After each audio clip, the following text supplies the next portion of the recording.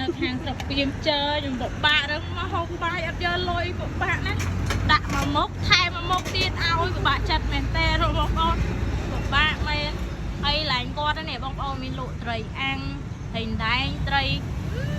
ក្រាញ់ខ្ញុំបបាក់ហូបបាយមែនតើដល់ពេលហូបពេលអត់យកលុយហ្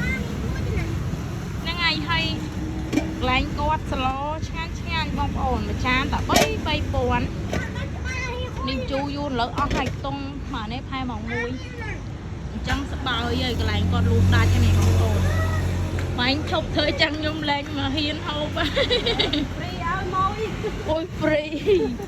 ហូបឆ្ងាញ់ទេដល់ពេលអត់យកលុយបើយកលុយឆ្ងាញ់ហ្វ្រីឲ្យមក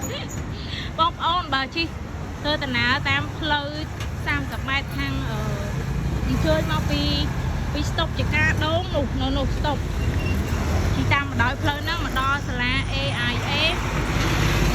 នៅទល់មកខាងឡងនេះនៅឡើងជាងធ្វើកង់ធ្វើអីម៉ូតូមកឃើញឡើងគាត់លក់អីឥឡូវដោយសារម៉ោង1អីអស់ហើយស្បើយមកហូបអីហើយនៅត្រីអាំង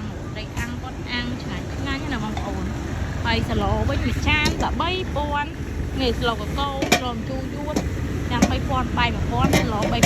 4000រៀលឯងអញ្ចឹងបងប្អូនគាត់អ្នកខាងស្រុកពីមជើខេត្តព្រៃវែងណានោះអ៊ំឈ្មោះយាយឌី